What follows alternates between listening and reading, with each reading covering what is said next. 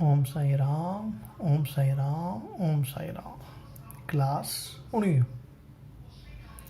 हाणे इन में काई सिट कोन अथव। मां तव्हांखे इन में 3-4 जोक्स ॿुधायांव थो सिंधीअ जा, नंढा नंढा जोक।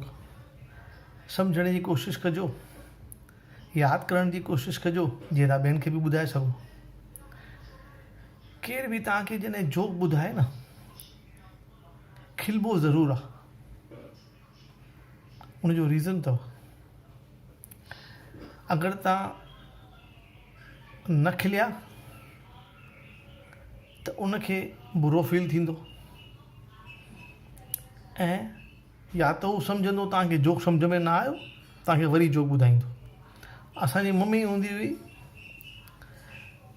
हिकिड़ो जोक अगरि 10 ॼणनि खे अलॻि अलॻि ॿुधायईं त 10 दफ़ा ई एॾो ज़ोर सां खिलंदी हुई, साम्हूं वारे जे माण्हूअ मां पाण ई खिल निकिरी वेंदी।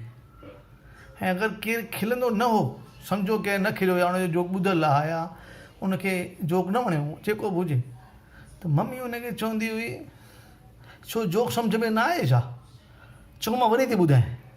ऐं उनखे वरी जोक ॿुधाईंदी हुई। त इन करे जॾहिं बि केरु जोक ॿुधाए, खिलो ज़रूरु। खिलण में नुक़सानु कोन्ह अथव, खिल में पंहिंजो ई फ़ाइदो आहे, ऐं साम्हूं वारो बि ख़ुशि, ॿई फ़ाइदा।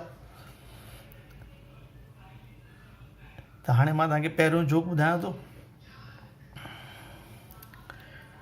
हिकु सिंधी माण्हूअ जो चाचो गुज़ारे वियो, त उहो पेपर में विझाइबो आहे, मार्को उनखे छा चवंदा आहिनि, ओबिचुरी। त हुन पेपर में फ़ोन कयो, भई मुंहिंजो चाचो गुज़ारे वियो आहे, मूंखे पेपर में विझाइणो आहे, त तव्हांजी घणी चार्ज आहे? त चयईंसि 100 रुपया पर वर्ड। चई अरे बाप रे, एॾो महांगो। त पोइ त चई लिखी छॾियो, चाचो गुज़ारे वियो। चई तव्हांखे मिनिमम हुन में 6 वर्ड्स चवणा पवंदा, त minimum charge will be 600 rupees, 600 रुपया तव्हांखे ॾियणा पवंदा। चई अरे बाप रे, हे त महांगो कमु थी वियो, हेॾो महांगो केरु ख़र्चु कंदो। चई मां सोचे करे फ़ोन कयांव थो। वरी 10 मिंट खां पोइ पंहिंजे भाउ सां डिस्कस करे फ़ोन कयईं। चई यार हुनजो चाचो गुज़ारे वियो, हुनजी कार त विकिणणी पवंदी, कार त असां रखी न कंदा, कार बि विकिणणी आहे। फ़ोन कयईंसि हुनखे, चयईंसि भाई लिखो, चाचो गुज़ारे वियो, Maruti car for sale. Om Sai Ram, Om Sai Ram, Om Sai Ram. खिलो खिलो खिलो, Om Sai Ram. Joke ॿियो,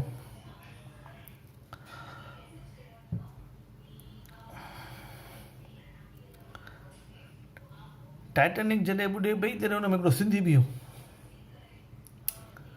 सिंधी माण्हू रोए बि पियो ऐं खिले बि पियो, वरी रोए बि पियो, वरी खिले बि पियो, रोए बि पियो, वरी खिले बि पियो। त पासे वारे चई छा थियो तो की तूं रोई बि वेठो ऐं खिली बि वेठो, ॻाल्हि छा आहे? चई यार रोआं इन करे थो की हाणे हलणो आहे, ॿुॾी वेंदासीं, ठीकु आहे, पर ख़ुशि इन करे थियो आहे की मां रिटर्न टिकट न कढाई आहे, सिंगल टिकट कढाई, पैसा बची पिया मुंहिंजा।